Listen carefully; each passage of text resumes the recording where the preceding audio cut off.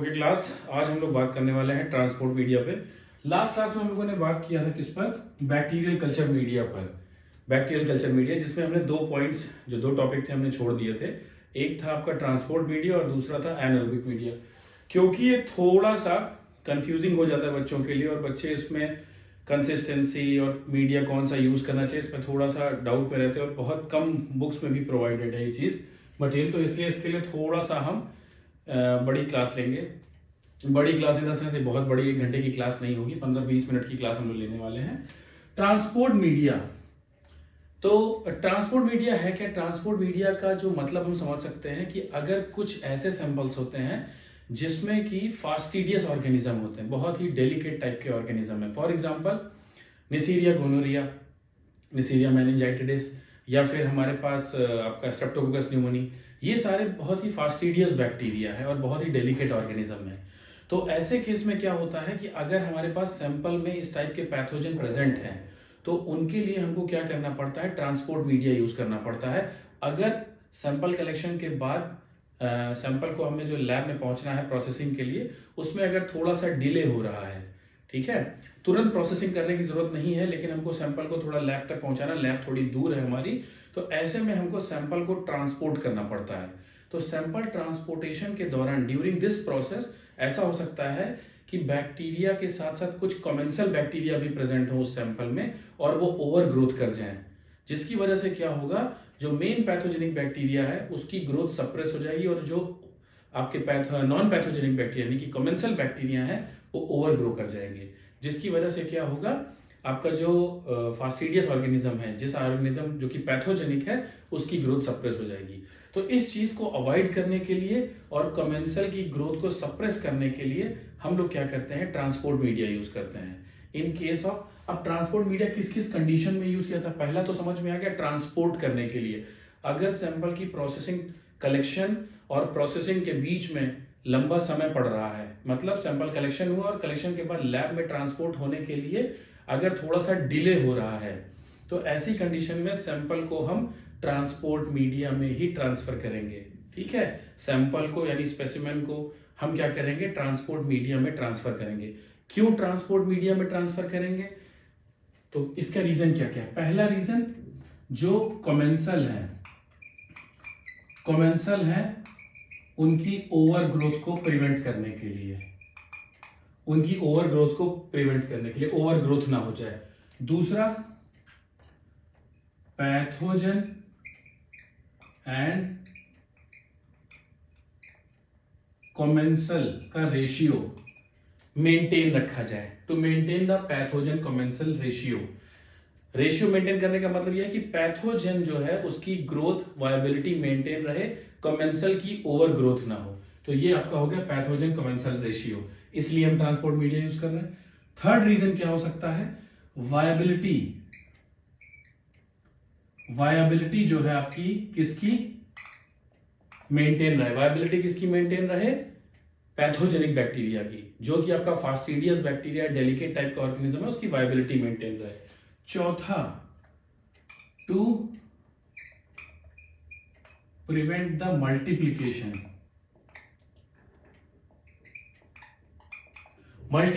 नहीं होने देगा।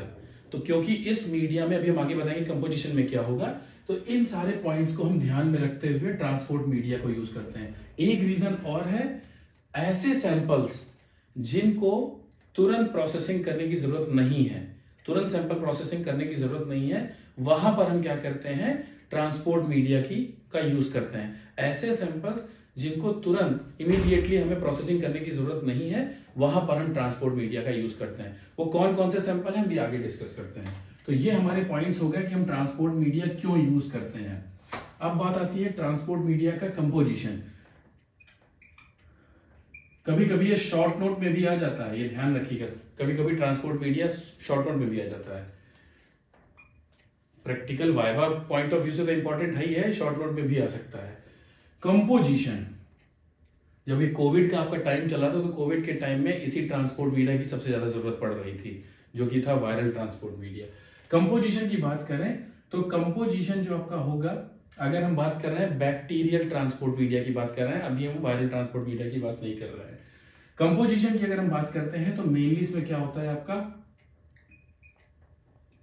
बफर सोल्यूशन होगा और salt solution, buffer and salt solution इसमें प्रेजेंट होगा। ठीक। तीसरा, इसमें ग्रोथ फैक्टर्स नहीं होंगे, ग्रोथ फैक्टर्स नहीं होंगे। कार्बन सोर्स, नाइट्रोजन सोर्स तो होगा, बट ग्रोथ फैक्टर्स जो होते हैं मल्टीप्लिकेशन में हेल्प करते हैं वो नहीं होंगे। ये चीज ग्रोथ फैक्टर्स इसमें प्रेजेंट नहीं होगा। ग्रोथ फैक्टर्स अगर होगा तो बैक्टीरिया मल्टीप्लाई करना शुरू कर देगा और हमें मल्टीप्लिकेशन से उसको प्रिवेंट करना है, मल्टीप्लिकेशन नहीं होने देना है। ये हमें मेंटेन करना है कि बैक्टीरिया वायबल है, हमको इसकी रिकवरी करनी है। बैक्टीरिया वायबल होगा तभी उसकी हम रिकवरी कर पाएंगे। यानी हमारा जो भी क्लिनिकल सैंपल है उसमें अगर बैक्टीरिया प्रेजेंट है तो वो बैक्टीरिया वायबल है। अगर वो वायबल होगा तो क्या करेंगे, उसको जब हम सब कल्चर करेंगे मीडिया से, ट्रांसपोर्ट मीडिया से सब कल्चर करेंगे सॉलिड मीडिया पर, तो वहां पर क्या होगा, बैक्टीरिया अगर वायबल होगा तो वो क्या करेगा, ग्रो कर जाएगा। मल्टीप्लिकेशन से हमको बचाना है, मल्टीप्लिकेशन होगा ओवर ग्रोथ हो जाएगी, उससे हमको प्रिवेंट करके रखना है। तो वायबिलिटी मेंटेन करने के लिए हम लोग ट्रांसपोर्ट मीडिया का यूज कर रहे हैं। मल्टीप्लिकेशन को हम प्रिवेंट करके रखते हैं कि मल्टीप्लिकेशन नहीं होना चाहिए, इसीलिए ग्रोथ फैक्टर्स हम ऐड नहीं कर रहे हैं। कार्बन सोर्स, नाइट्रोजन सोर्स तो हम दे सकते हैं, बट कोई भी ग्रोथ फैक्टर्स यानी आपका जो ट्रेस एलिमेंट है, ये सब चीजें एक्स्ट्रा सप्लीमेंट हम उसमें प्रोवाइड नहीं करते हैं। बफर सोल्यूशन और सॉल्ट सोल्यूशन उसमें मेंटेन करके रखा ही जाएगा ताकि उसका ऑस्मोटिक बैलेंस और पीएच मेंटेन रहे, ताकि बैक्टीरिया की वायबिलिटी मेंटेन रहे। इसके बाद क्या होता है, कुछ एंटीबायोटिक्स, एंटी फंगल्स एंटीबायोटिक्स इसमें ऐड कर दी जाती है ताकि कॉमेंसल बैक्टीरिया जो है अगर सैंपल में, तो वो बैक्टीरिया ओवर ग्रो ना कर जाए या उसकी ग्रोथ ही ना हो। क्योंकि वो अगर ओवर ग्रो कर जाएंगे तो क्या होगा, आपका जो मेन पैथोजेनिक बैक्टीरिया उसकी ग्रोथ सप्रेस हो जाएगी। तो एंटीबायोटिक ऐड कर देंगे जिससे क्या होगा, कमेंसल बैक्टीरिया की ग्रोथ सप्रेस हो जाएगी। एंटी फंगल ऐड कर देंगे ताकि कोई अगर फंगल कंटामिनेंट है तो उसकी ग्रोथ को भी वो सप्रेस कर देगा। ठीक है, ये हमारे पास आ गया क्या, वायरल ट्रांसपोर्ट मीडिया। कभी कभी क्या किया जाता है, वायरल ट्रांसपोर्ट मीडिया में ग्लिसरॉल भी ऐड कर दिया जाता है। ग्लिसरॉल, अगर कुछ सैंपल ऐसे होते हैं, स्पेसिमेन, क्लिनिकल स्पेसिमेन ऐसे होते हैं जिनको हमको फाइनली सब कल्चर करना होता है टिश्यू कल्चर पर, तो वहां पर ग्लिसरॉल, ताकि मीडिया डिहाइड्रेट पूरी तरीके से ना हो जाए, जो आपका सैंपल है वो डिहाइड्रेट ना हो जाए, ऐसी कंडीशन में डिहाइड्रेशन को अवॉइड करने के लिए हम लोग ग्लिसरॉल यूज करते हैं। और ग्लिसरॉल मेनली उस सैंपल्स के लिए यूज किया जाता है जहां पर हम फाइनली सैंपल की प्रोसेसिंग टिश्यू कल्चर में करने वाले हैं, वहां पर हम अपने ट्रांसपोर्ट मीडिया में ग्लिसरॉल भी ऐड करेंगे। तो मीडिया का कंपोजिशन आपको पता चल गया। अब आता है क्लास, इसके बाद हम बात करते हैं कि इसकी ट्रांसपोर्ट मीडिया, एक चीज जो हम मिस कर रहे थे वो था आपका क्लासिफिकेशन। क्लासिफिकेशन की बात करें तो दो तरह से हो सकता है, एक हो सकता है on the basis of utility, utility के बेसिस पे, और दूसरा हो सकता है on the basis of physical state. अगर यूटिलिटी की बात करते हैं तो यूटिलिटी की बात अगर हम करें तो वहां पर मीडिया को हम कैसे क्लासिफाई कर सकते हैं, bacterial transport media, viral transport media. ठीक है, कुछ लोग ये भी इसको आगे कह देते हैं bacterial transport media, viral transport media, parasitic transport media. But mainly जो यूटिलिटी के बेसिस पे क्लासिफिकेशन है वो दो मेजर पार्ट में है, एक है बैक्टीरियल ट्रांसपोर्ट मीडिया और वायरल ट्रांसपोर्ट मीडिया। ये सबसे ज्यादा कॉमनली यूज होने वाले मीडिया हैं on the basis of utility. On the basis of physical state में दो तरह से मीडिया हो सकते हैं, जैसे हम लोग जब बैक्टीरियल मीडिया पढ़ रहे थे तो वहां पर यूटिलिटी फिजिकल स्टेट की बात करें, फिजिकल स्टेट का क्या मतलब है, कंसिस्टेंसी के बेसिस पे।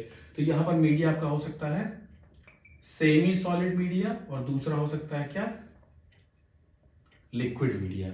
On the basis of physical state means consistency के बेसिस पे दो पार्ट में डिवाइड किया गया है, semi solid and liquid. Utility के बेसिस पे जो दो मेजर टाइप हैं वो है आपका बैक्टीरियल ट्रांसपोर्ट मीडिया और वायरल ट्रांसपोर्ट मीडिया।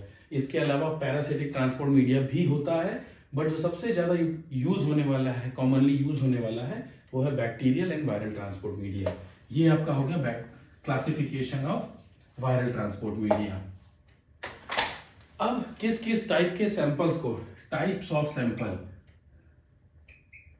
किस टाइप के सैंपल को हमको ट्रांसपोर्ट करने की जरूरत पड़ती है ट्रांसपोर्ट मीडिया में। या तो यूरेथ्रल सैंपल हो सकता है, यूरेथ्रल डिस्चार्ज का सैंपल है तो वहां पर हम स्वैब यूज करते हैं, तो यूरेथ्रल सैंपल हो सकता है। नेजोफेरेंजियल, ओरोफेरेंजियल स्वैब हो सकता है हमारे पास। तीसरा हमारे पास क्या हो सकता है, फीकल सैंपल, स्टूल सैंपल हमारे पास हो सकता है, या फिर टिश्यू कल्चर सैंपल। इन सैंपल्स में हमको क्या करना पड़ता है, ट्रांसपोर्ट मीडिया का यूज करना पड़ता है। फीकल सैंपल अगर हमारे पास है तो इसका मतलब हम लोग एंटेरिक पैथोजन सस्पेक्ट कर रहे हैं। उसमें क्या क्या हो सकता है, विब्रियो कॉलरी हो सकता है, साल्मोनेला हो सकता है, शिगेला हो सकता है, कैम्पाइलोबैक्टर हो सकता है। तो इनको अगर हम सस्पेक्ट कर रहे हैं, या फिर डायरियाजेनिक इकोलाई हो सकता है, तो ऐसे केस में हम लोग फीकल सैंपल को यूज करते हैं। टिश्यू कल्चर सैंपल कुछ ऐसे बैक्टीरिया हैं जिसके केस में क्या होता है, हमें सॉलिड मीडिया का यूज करना नहीं पड़ता है, क्योंकि वो सॉलिड मीडिया पर ग्रो नहीं करते हैं, तो हमें टिश्यू कल्चर यूज करना पड़ता है, तो वहां पर हमें सेल लाइंस यूज करनी पड़ती हैं। तो ऐसे केस में हम लोग क्या करते हैं, ट्रांसपोर्ट मीडिया का यूज करते हैं, जिसके लिए मैंने अभी आपको बताया था कि मीडिया में, ट्रांसपोर्ट मीडिया में हम लोग क्या यूज करना पड़ेगा, ग्लिसरॉल का ऐड करना पड़ेगा। नेजोफेरेंजियल स्वैब, ओरोफेरेंजियल स्वैब कैसे केस में हम लोग को इस्तेमाल करना पड़ेगा, जहां पर हम सस्पेक्ट कर रहे हैं, कहां पर, ऐसे बैक्टीरिया जो रेस्पिरेटरी ट्रैक्ट का इन्फेक्शन कॉज कर रहे हैं, अपर रेस्पिरेटरी ट्रैक्ट का इन्फेक्शन कॉज कर रहे हैं, तो वहां ऐसे केस में हम क्या करेंगे, nasopharyngeal swab, oropharyngeal swab use अगर कर रहे हैं तो हमको ट्रांसपोर्ट मीडिया में, सैंपल ट्रांसपोर्ट मीडिया में उसको ट्रांसफर करना पड़ेगा। For example Haemophilus influenza. उसके बाद यूरेथ्रल सैंपल, यूरेथ्रल सैंपल में क्या आ सकता है तुम्हारा, यूरेथ्रल सैंपल में बना सकता है यूरेथ्रल डिस्चार्ज हो रहा है, क्लेमाइडिया का इन्फेक्शन है, या फिर माइकोप्लाज्मा, यूरिया प्लाज्मा का इन्फेक्शन है, माइकोप्लाज्मा का इन्फेक्शन है। तो ऐसे केस में हम लोग क्या करेंगे, ट्रांसपोर्ट मीडिया का यूज करेंगे। जैसे कि आपका और एक और चीज हो सकती है, ये तो आपके हो गए नॉन गोनोकोकल। गोनोकोकल केस में, गोनोकोकल यूरेथ्राइटिस के केस में कि तुम्हारा क्या होगा, यूरेथ्रल डिस्चार्ज होगा, तो वहां पर भी हमें स्वैब यूज करना पड़ेगा। कैसा बैक्टीरिया है ये, फास्टिडियस ऑर्गेनिज्म है, तो ऐसे केस में भी हमको क्या करना पड़ेगा, ऐसे स्वैब को हमें ट्रांसपोर्ट मीडिया में रखकर ट्रांसफर करना पड़ेगा। नॉन गोनोकोकल यूरेथ्राइटिस का केस है, यूरिया प्लाज्मा, माइकोप्लाज्मा वहां पर मिल रहा है, तो वहां पर भी हमें ट्रांसपोर्ट मीडिया का ही यूज करना पड़ेगा। तो इस टाइप के सैंपल के लिए हम लोग को ट्रांसपोर्ट मीडिया यूज करना पड़ता है। These are the common sample types when we have to use transport media. अब ट्रांसपोर्ट मीडिया का क्लासिफिकेशन हो गया, ट्रांसपोर्ट मीडिया के सैंपल टाइप्स कौन कौन से हो सकते हैं, कंपोजिशन की बात हमने कर ली। अब हम बात करते हैं ट्रांसपोर्ट मीडिया के एग्जाम्पल की बात करते हैं। तो सबसे पहले हमारे पास क्या आता है,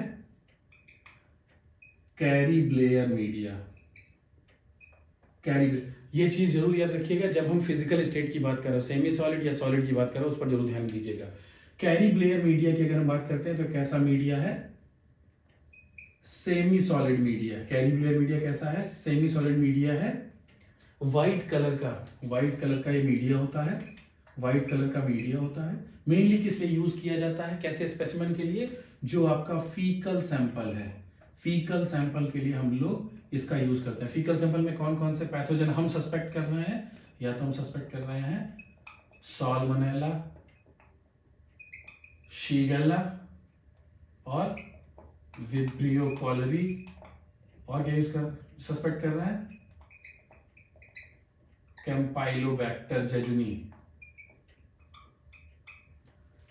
अगर हम इसको सस्पेक्ट कर रहे हैं फीकल सैंपल में, तो हम लोग को कौन सा ट्रांसपोर्ट मीडिया यूज करना है, कैरी ब्लेयर मीडिया। कैसा, किस टाइप का मीडिया है, सेमी सॉलिड मीडिया है।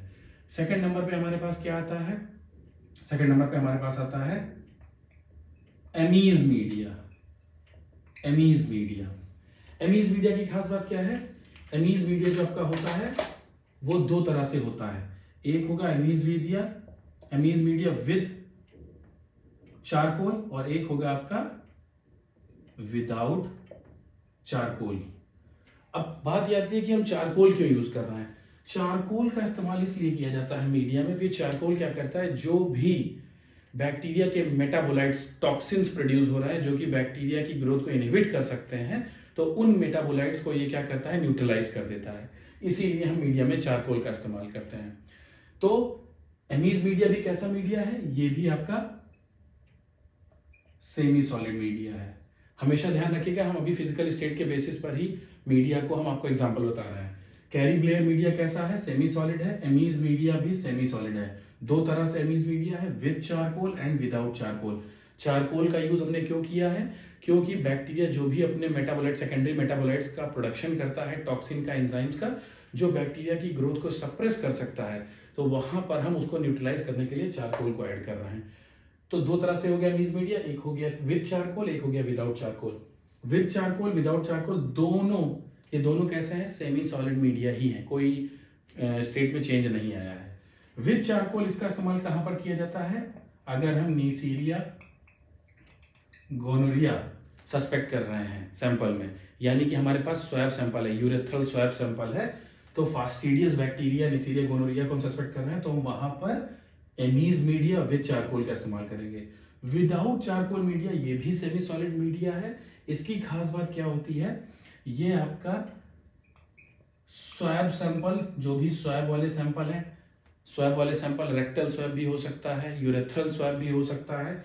इसके अलावा इसमें हम एनारोब्स को भी एनारोब्स जहां पर बैक्टीरिया सैंपल में प्रेजेंट है, तो ऐसे केस में एनारोब्स की रिकवरी के लिए भी हम विदाउट चारकोल एमीज मीडिया का यूज भी हम कर सकते हैं। प्लस आपके जो फास्टिडियस बैक्टीरिया है उसके लिए भी इसका इस्तेमाल कर सकते हैं।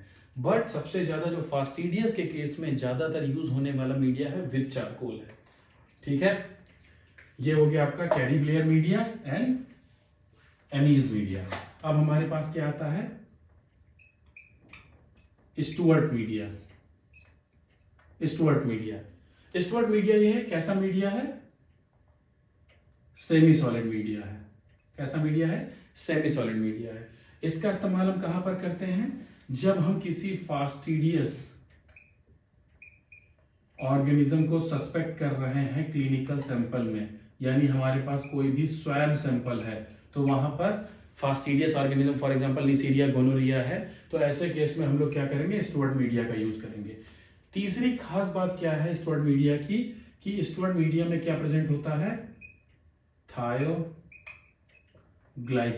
प्रेजेंट होता है। क्या, थायोग्लाइकोलेट। और थायोग्लाइकोलेट कैसा सब्सटेंस है, थायोग्लाइकोलेट जो होता है, इसकी खास बात ये होती है, ये एनएरोबायोसिस को मेंटेन करता है, एनएरोबायोसिस को मेंटेन करके रखता है।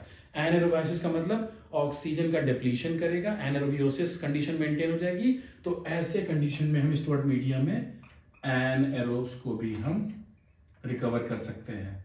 एनारोब्स के लिए भी हम इसको यूज कर सकते हैं। अगर एनारोब्स की रिकवरी करनी है सैंपल से, तो वहां पर हम स्टुअर्ट मीडिया भी यूज कर सकते हैं। ये भी कैसा मीडिया है, सेमी सॉलिड मीडिया है। ठीक, इसके बाद हमारे पास मीडिया आता है, अब हम आ गए लिक्विड स्टेट पे। अभी तक हमने सेमी सॉलिड की बात की, अब हम कहा जाएंगे लिक्विड स्टेट पे। लिक्विड स्टेट में हमारे पास कौन कौन सा मीडिया आता है, एपीडब्ल्यू। एपीडब्ल्यू का मतलब alkaline peptone water. Alkaline peptone water, alkalinity high है इसमें। मेनली किसके लिए यूज होगा, ये फीकल सैंपल के लिए। किसके लिए, फीकल सैंपल के लिए। कहां पर, विब्रियो कॉलरी के केस में। विब्रियो कॉलरी के केस में हम लोग एल्कलाइन पेप्टोन वाटर यूज करते हैं, एज अ ट्रांसपोर्ट मीडिया भी यूज कर सकते हैं। कभी कभी, अभी हमने पहले बात की थी, सेमी सॉलिड मीडिया में कैरी ब्लेयर मीडिया भी यूज कर सकते हैं विब्रियो कॉलरी को, अगर हमको रिकवर करना है तो, फीकल सैंपल को, जब हमने पहले मीडिया की बात की थी।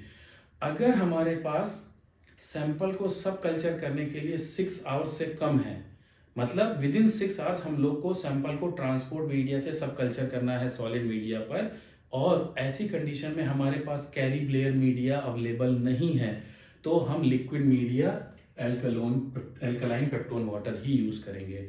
अगर हमारे पास कैरी ब्लेयर मीडिया नहीं है तब, अगर कैरी ब्लेयर मीडिया आपके पास है, तो फीकल सैंपल में अगर आप विब्रियो कॉलरी सस्पेक्ट कर रहे हो, तो carry Blair media, semi solid media पर आप उसको ट्रांसपोर्ट कर सकते हो।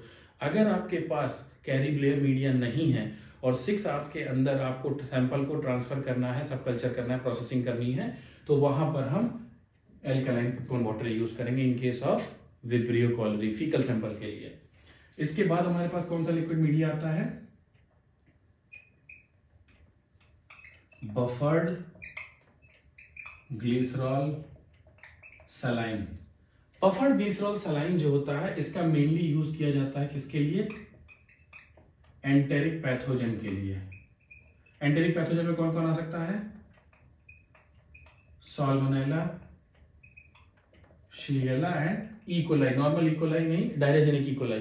तो फीकल सैंपल के लिए भी हम लोग अगर किसी लिक्विड ट्रांसपोर्ट मीडिया का इस्तेमाल करना चाहे तो सबसे बेस्ट मीडिया कौन सा होगा एंटेरिक पैथोजन के लिए? Buffered glycerol saline. ये कैसे दोनों मीडिया हैं? एपीडब्ल्यू और बफर्ड ग्लिसरॉल सलाइन दोनों आपके कैसे हैं? लिक्विड मीडिया है। ठीक है, ये हो गया हमारा ट्रांसपोर्ट मीडिया। अब हम बात करते हैं किसकी? वायरल ट्रांसपोर्ट मीडिया की। वायरल ट्रांसपोर्ट मीडिया अभी सबसे ज्यादा आपने देखा था इसको कि कोविड के केस में हम लोग इसका इस्तेमाल करते हैं, कोविड-19 के केस में। वायरल ट्रांसपोर्ट मीडिया जो होता है हम किस केस में इस्तेमाल करते हैं? जहां पर वायरस पार्टिकल सैंपल में प्रेजेंट है, क्लिनिकल स्पेसिमेन में वायरस पार्टिकल हम सस्पेक्ट कर रहे हैं, वायरल डिजीज सस्पेक्ट कर रहे हैं, तो वहां के लिए हम लोग वायरल ट्रांसपोर्ट मीडिया यूज करते हैं। वायरल ट्रांसपोर्ट मीडिया में खास बात क्या होती है? हमें वायरस की वायबिलिटी को मेंटेन करना है। ठीक है, वायरस की वायबिलिटी को मेंटेन करना है ताकि क्लिनिकल सैंपल में अगर वायरस पार्टिकल प्रेजेंट है तो वो वायबल रहे और फाइनली उसको हम लैब में लाकर रिकवर कर सकें।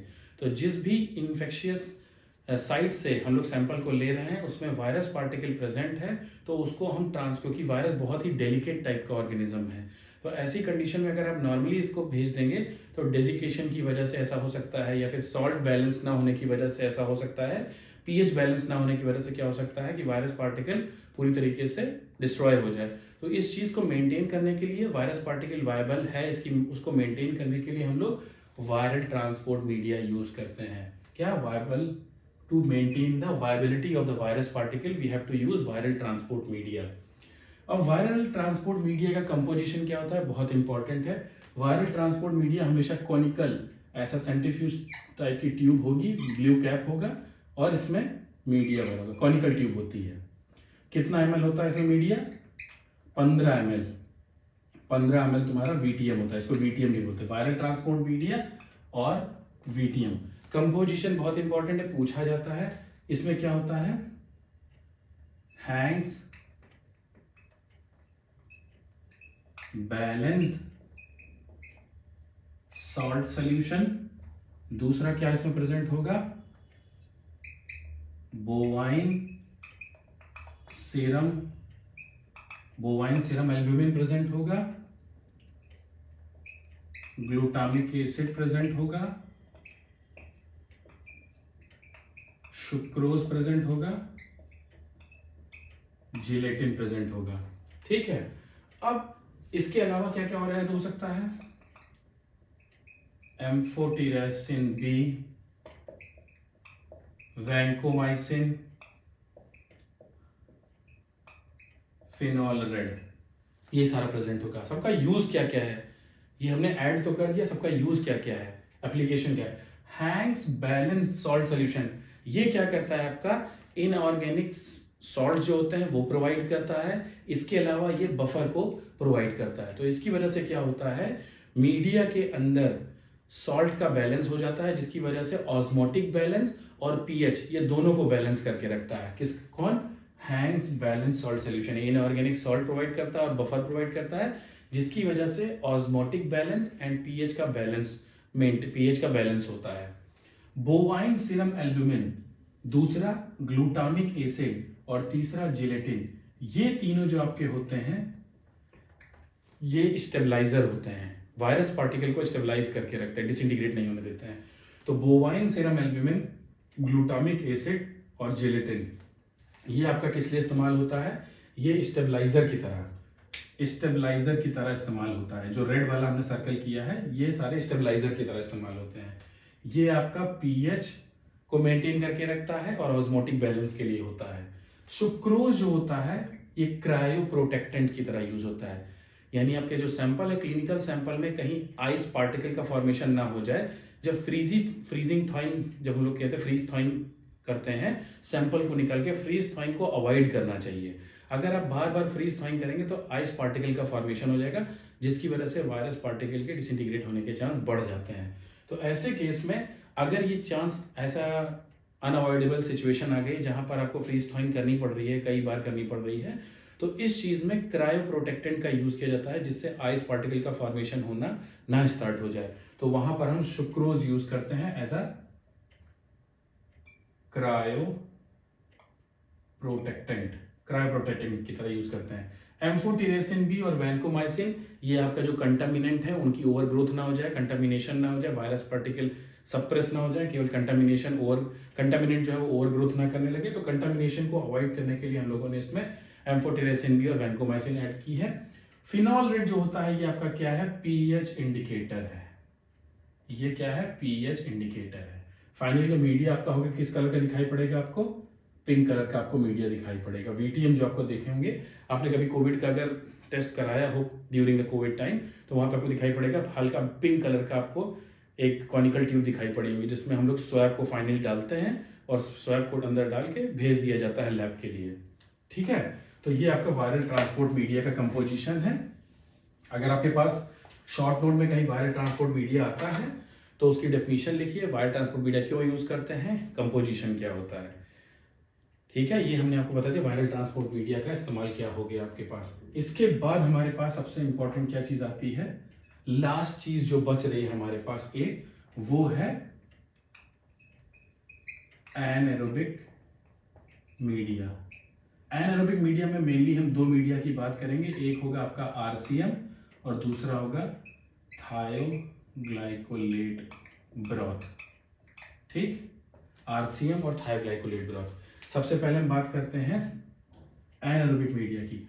एनारोबिक मीडिया जो होता है उसका काम क्या होता है, एनारोबिक मीडिया में हम क्या करते हैं, अगर कुछ ऐसे क्लिनिकल सैंपल हैं जहां पर हम एनारोबिक बैक्टीरिया सस्पेक्ट कर रहे हैं। एनारोबिक बैक्टीरिया कैसे हो सकते हैं, फैकल्टेटिव एनारोब हो सकते हैं, या फिर कैसे हो सकते हैं, ऑब्लिगेट एनारोब हो सकते हैं, माइक्रो एरोफिलिक भी हो सकते हैं। तो ऐसे बैक्टीरिया अगर हम सस्पेक्ट कर रहे हैं क्लिनिकल सैंपल में, तो हमको क्या करना पड़ता है, सैंपल को हमें एनारोबिक मीडिया भी प्रोवाइड करना पड़ता है, ताकि अगर एनारोबिक बैक्टीरिया ग्रो कर रहा है तो उसके लिए हम ऐसा मीडिया प्रोवाइड करें जिसमें एनारोबिक बैक्टीरिया ग्रो कर सके। तो एनारोबिक मीडिया दो तरह से हम लोग यूज कर सकते हैं, एक हो सकता है आरसीएम और दूसरा हो सकता है थायोग्लाइकोलेट ब्रॉथ।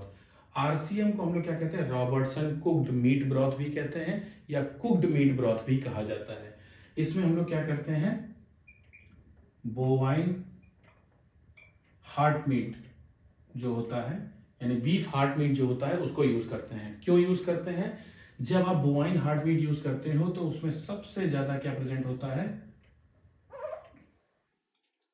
ग्लूटाथियोन प्रेजेंट होता है, ग्लूटाथियोन प्रेजेंट होता है। इसके अलावा क्या ऐसे प्रेजेंट होगा, सल्फा हाइड्रिल ग्रुप वाला एक अमीनो एसिड प्रेजेंट होगा, सिस्टीन प्रेजेंट होगा, सिस्टीन प्रेजेंट होगा, ग्लूटाथायोन प्रेजेंट होगा।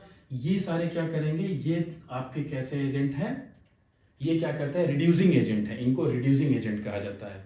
ग्लूटाथायोन, सिस्टीन, सल्फाइडिल ग्रुप वाला सिस्टीन, ये सारा क्या है, रिड्यूसिंग एजेंट है। तो ये क्या करते हैं, वहां पर ऑक्सीजन का कंसंट्रेशन रिड्यूस कर देता है, इसलिए इसको रिड्यूसिंग एजेंट कहा जाता है।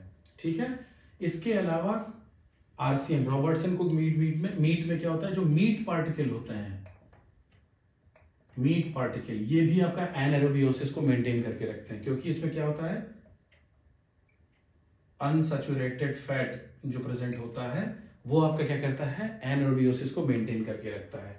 तो ये सारी चीजें हो गई आपके आरसीएम में जो क्या बताती हैं, जिससे क्या होता है, एनारोबियोसिस मेंटेन की जाती है। ये सारे जो है रिड्यूसिंग एजेंट हैं, ये सारे क्या करते हैं, फाइनली एनारोबियोसिस को मेंटेन करते हैं, ऑक्सीजन की कंसंट्रेशन को रिड्यूस करते हैं, जिसकी वजह से आपके एनारोबिक बैक्टीरिया ग्रो करते हैं। यहीं पर आरसीएम आपका खत्म नहीं होता है। आरसीएम में आप क्या क्या दे सकते हो, माइक्रो एरोफिलिक बैक्टीरिया भी ग्रो कर सकते हैं, कुछ एरोब्स भी, सरफेस पर एरोब्स भी ग्रो कर सकते हैं। सरफेस के नीचे आपको क्या बैक्टीरिया कौन से ग्रो कर सकते हैं, माइक्रो एरोफिलिक भी ग्रो कर सकते हैं। डीप में जाएंगे अगर मीडिया के, तो स्ट्रिक्ट एनारोब्स भी ग्रो कर सकते हैं। तो ये जो आपका मीडिया होता है बॉटल में, यहां पर आपके मीट पार्टिकल प्रेजेंट होते हैं और यहां पर ये लिक्विड मीडिया प्रेजेंट होता है। तो क्या कहता है, कहीं ऑक्सीजन यहां से ट्रांसफर होकर मीडियम में डिसॉल्व ना हो जाए, तो उसके ऊपर क्या करते हैं, ऑयल ओवरले, ऑयल की एक, पैराफिन ऑयल की एक लिक्विड एयर जो है क्या बोलते हैं, एक लेयर उस पर मेंटेन कर देते हैं। ऊपर से हम पैराफिन ऑयल डाल के एक लिक्विड ऑयल की लेयर मेंटेन कर देते हैं, जिसकी वजह से ऑक्सीजन जो एटमॉस्फेरिक ऑक्सीजन है वो इसमें डिसॉल्व ना हो जाए। ठीक है, तो ये हमारा हो गया कैसा, आरसीएम। इसमें चॉप्ड मीट जो आपके हैं वो यहाँ पर प्रेजेंट है। ठीक है, जब क्वेश्चन ये कभी कभी लोग पूछ लेते हैं कि हम कुक्ड मीट क्यों यूज करते हैं, रॉ मीट क्यों नहीं यूज कर सकते हैं। रॉ मीट अगर आप यूज करते हो तो रॉ मीट में एनारोबियोसिस मेंटेन करने की प्रॉपर्टी नहीं होती है। जैसे जैसे आप क्या करोगे, उस मीट को आप क्या करोगे, कुक कर दोगे, तो वहां पर क्या होगा, प्रोटीन का कोएगुलेशन हो जाएगा। प्रोटीन के जैसे कोएगुलेशन हो जाएगा, उस समय एनारोबिक कंडीशन अच्छे से ज्यादा मेंटेन होगी, एनारोबिक कंडीशन। इसीलिए हम लोग कुक्ड मीट यूज करते हैं। क्लियर। और इसमें क्या क्या प्रेजेंट है, रिड्यूसिंग एजेंट में सिस्टीन प्रेजेंट है, अनसैचुरेटेड फैटी एसिड प्रेजेंट है यानी मीट प्रेजेंट है, और आपके पास क्या प्रेजेंट है, ग्लूटाथायोन प्रेजेंट है। आरसीएम की जो रिएक्शन होती है वो दो तरह से होती है। एक होती है सैकेरोलाइटिक, ये पूछा जाता है, आप लोग से ध्यान रखिएगा, और एक होती है proteolytic. Saccharolytic and proteolytic. RCM में जब आप स्पेसिमेन को इनोकुलेट करते हो, तो इनोकुलेट करने के बाद जब उसे इंक्यूबेट करोगे, तो जब आप इंक्यूबेशन के बाद बॉटल को चेक करोगे तो आपको क्या दिखाई पड़ेगा, दो तरह से रिएक्शन दिखाई पड़ेगी। या तो आरसीएम में रिएक्शन सैकेरोलाइटिक होगी, और या कैसी होगी, प्रोटियोलाइटिक होगी। सैकेरोलाइटिक का मतलब क्या है, बैक्टीरिया जो प्रेजेंट है क्लिनिकल सैंपल में, वो कार्बोहाइड्रेट जो है उसका डिकम्पोजिशन कर रहा है, डिकम्पोजिशन ऑफ कार्बोहाइड्रेट। ऐसी कंडीशन में जो मीट है वो किस कलर का हो जाएगा, रेडिश कलर का हो जाएगा। और जो उसमें ओडर होगी, उस मीडियम में जो ओडर होगी वो कैसी होगी, rancid smell, rancid odour, very nasty odour. ये होगा सैकेरोलाइटिक में। इसका एग्जांपल कौन सा है, Clostridium perfringens, Clostridium perfringens. Proteolytic की कंडीशन में क्या होगा, प्रोटीन का डिकम्पोजिशन होगा, decomposition of protein. Meat particle जो होगा यहां पर कैसा हो जाएगा, ब्लैक कलर का मीट पार्टिकल हो जाएगा, ब्लैक कलर का। और यहां पर मीट कैसा हो जाता है, मीट पार्टिकल रेडिश कलर का, यहां ब्लैक कलर का। मतलब जो meat particle, chopped meat particle है वो ब्लैक कलर के हो जाएंगे अगर कंडीशन प्रोटियोलाइटिक है। अगर meat particle reddish pinkish colour का हो जाता है, इसका मतलब क्या है, वो सैकेरोलाइटिक कंडीशन है। ओडर जो इसकी होगी अनप्लेजेंट ओडर होगी, और इसका एग्जांपल क्या है, क्लॉस्ट्रीडियम टिटैनी। तो आरसीएम में दो तरह की चीजें आपको देखने को मिल गई, क्या, बैक्टीरिया एनारोबिक हो, ऑब्लिगेट एनारोब हो, माइक्रो एरोफिलिक हो, एरोबिक, तीनों ग्रो कर सकते हैं। दूसरा, इसकी बेसिस पर हम सैकेरोलाइटिक, प्रोटियोलाइटिक भी बता सकते हैं। तीसरा, इसमें आपका जो spore forming, non spore forming, obligate anaerobe जो होते हैं वो भी अच्छे से ग्रो कर सकते हैं। तो जो मीडियम का डीप पोर्शन होगा, इस पोर्शन में यहां पर सबसे ज्यादा स्ट्रिक्ट एनारोब ग्रो करेंगे। जो अपर सरफेस की तरफ होगा वहां पर क्या होगा, कुछ कुछ एरोबिक ग्रो करेंगे, और इसके नीचे क्या करेंगे, micro aerophilic, micro aerophilic grow करेंगे। सबसे डीप में कौन से बैक्टीरिया ग्रो करेंगे, जो स्ट्रिक्ट एनारोब्स होंगे वो आरसीएम में ग्रो करेंगे। क्लियर। इसके बाद हमारे पास आता है थायोग्लाइकोलेट ब्रॉथ। थायोग्लाइकोलेट ब्रॉथ, थायोग्लाइकोलेट ब्रॉथ जो होता है, इसकी खास बात क्या होती है, ये भी क्या है, ये इनरिचमेंट टाइप का मीडिया है। इनरिचमेंट टाइप का मीडिया, इनरिचमेंट टाइप का मीडिया इसको कहा जाता है, इनरिचमेंट, इसको इनरिचमेंट टाइप का मीडिया भी कहा जाता है, इनरिचमेंट टाइप ऑफ मीडिया। इसमें प्रेजेंट क्या है, थायोग्लाइकोलेट प्रेजेंट है। थायोग्लाइकोलेट की खास बात क्या है, ये थायोग्लाइकोलेट कितना परसेंट है, 1% थायोग्लाइकोलेट। ये क्या करेगा, मेंटेन करेगा किसको, एनारोबियोसिस को मेंटेन करके रखेगा। मतलब ये एक रिड्यूसिंग एजेंट है, और थायोग्लाइकोलेट एनारोबिक कंडीशन को मेंटेन करके रखेगा। ठीक। इसमें अगार की कंसंट्रेशन भी ऐड होता, अगार भी ऐड होता है, कितना, 0.07, बहुत लिटिल अमाउंट में, बहुत लिटिल अमाउंट में हमने क्या किया हुआ है, आपका अगार को ऐड किया हुआ है। जब हम लोग पढ़ रहे थे मीडिया, तो हमने सेमी सॉलिड की कंडीशन में कितना मीडिया का बताया था, 0.2 to 0.5 अगर हम यूज करते हैं तब वो मीडिया सेमी सॉलिड होता है। बट यहाँ पर कंसंट्रेशन अगार की इससे भी नीचे है, मतलब मीडिया लिक्विड कंडीशन में ही रहेगा, सॉलिड नहीं होगा। लेकिन यह अगार हमने यूज क्यों किया, क्वेश्चन ये आता है इतना अगर आप यूज ही क्यों कर रहे हो। अगर इसलिए यूज कर रहे हैं, ऐसी कंडीशन में जो इन्वायरमेंटल ऑक्सीजन है, कन्वेक्शन करंट के थ्रू ऑक्सीजन कहीं क्या हो, मीडिया में डिसॉल्व ना हो जाए, ऑक्सीजन एटमॉस्फेरिक ऑक्सीजन मीडिया में डिसॉल्व ना हो जाए, इस चीज को प्रिवेंट करने के लिए हम उसमें अगार यूज कर देते हैं। कितना 0.057% अगार यूज करते हैं। ये क्वेश्चन पूछा जाता है, ठीक है। To prevent a convection current कि ऑक्सीजन जो आपकी एटमॉस्फेरिक ऑक्सीजन है वो आपके मीडिया में सर्कुलेट ना हो जाए, डिसॉल्व ना हो जाए, उसको अवॉइड करने के लिए हम लोग अगार कितना 0.75 नहीं 0.075% अगार यूज करते हैं। मतलब ये सेमी सॉलिड की कैटेगरी में भी नहीं है, 0.075% है। क्लियर। इसमें हम लोग एक रेडॉक्स इंडिकेटर भी यूज करते हैं जिसको क्या बोलते हैं, रेसाजुरिन। रेसाजुरिन एक सब्सटेंस होता है जिसको हम ऐड करते हैं। ये क्या करता है, ऑक्सीडेशन रिडक्शन का एक इंडिकेटर है। तो इसकी खास बात क्या है, जब मीडियम में ऑक्सीडेशन ज्यादा हो रहा होगा, ऑक्सीडेशन चल रहा होगा, तो ये किस कलर का हो जाएगा, पिंक कलर का हो जाएगा। और अगर मीडियम में रिडक्शन चल रहा होगा, रिड्यूस कंडीशन चल रही होगी, तो ये कैसा होगा, कलरलेस होगा। तो रेसाजुरिन आपका इनरिचमेंट थायोग्लाइकोलेट ब्रॉथ में पूछा जाता है कौन सा हमने redox indicator, oxidation reduction indicator use किया, तो वो कौन सा है, रेसाजुरिन, ये हमने ऐड किया हुआ है, ठीक। और इनरिचमेंट क्यों कहा जाता है, क्योंकि इसमें आपका क्या प्रेजेंट होता है,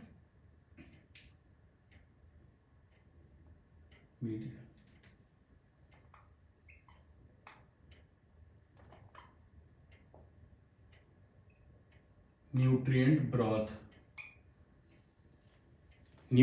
ब्रॉथ प्लस 1% थायोग्लाइकोलेट, इसको ऐड करते हैं, रेसाजुरिन ऐड करते हैं, 0.075% अगार यूज करते हैं। क्योंकि इसमें न्यूट्रिएंट ब्रॉथ भी प्रेजेंट है, इसीलिए इसको इनरिचमेंट ब्रॉथ भी कहा जाता है, ठीक है। तो थायोग्लाइकोलेट ब्रॉथ में जो मेन रिड्यूसिंग एजेंट कौन सा है, थायोग्लाइकोलेट प्रेजेंट है, और आपका जो एनारोबियोसिस को मेंटेन करके रख रहा है। अगार भी है, क्या करेगा, ऑक्सीजन का डिसॉल्व, जो एटमॉस्फेरिक ऑक्सीजन है उसको मीडिया में डिसॉल्व नहीं होने देगा। रेसाजुरिन जो है वो ऑक्सीडेशन रिडक्शन का इंडिकेटर है, इसीलिए अगर इस ऑक्सीडेशन की कंडीशन होगी तो ये किस तरह का इंडिकेटर, किस कलर में आ जाएगा, पिंक कलर में। अगर रिडक्शन की कंडीशन होगी तो ये कलरलेस रहेगा। ये आपका हो गया एनारोबिक मीडिया। इसीलिए आप लोग ध्यान रखिए, जब भी हम लोग एनारोबिक मीडिया, जब हम लोग के पास कोई क्लिनिकल सैंपल आता है तो हम एक सेट एरोबिक बैक्टीरिया की बॉटल यूज करते हैं, ब्लड कल्चर के केस में भी आप ध्यान रखिए, और एक हम लोग क्या करते हैं, एनारोबिक बैक्टीरिया भी सस्पेक्ट कर रहे होते हैं क्लिनिकल सैंपल में। तो क्लिनिकल सैंपल में अगर हमारे पास एरोबिक का केवल अगर हम ग्रोथ लेते हुए चल रहे हैं, इसका मतलब हम एनारोबिक बैक्टीरिया को छोड़ रहे हैं। तो इसीलिए जब भी कल्चर करने वाले होते हैं तो हम दो सेट लेते हैं, एक एनारोबिक के लिए और एक एरोबिक के लिए। तो दोनों हमको दिमाग में लेते हुए चलना है कि बैक्टीरिया उसमें एनारोबिक भी आ सकता है, एरोबिक बैक्टीरिया भी ग्रो कर सकता है। तो दोनों को हमको साइमल्टेनियसली लेते हुए चलना है, और दोनों के लिए हमको मीडिया प्रोवाइड करना है, एनारोबिक के लिए और एरोबिक के लिए भी। तो इस तरह से हमारी जो मीडिया की क्लास है वो पूरी तरीके से हमारी कंप्लीट हो गई। अब जो हम नेक्स्ट क्लास लेने वाले हैं वो हम लोग करेंगे मेनिंजाइटिस पे। मेनिंजाइटिस में भी किस पे ज़्यादा हम लोग फोकस करने वाले हैं, acute pyogenic meningitis, bacterial meningitis जो होती है उस पर हम लोग फोकस करने वाले हैं।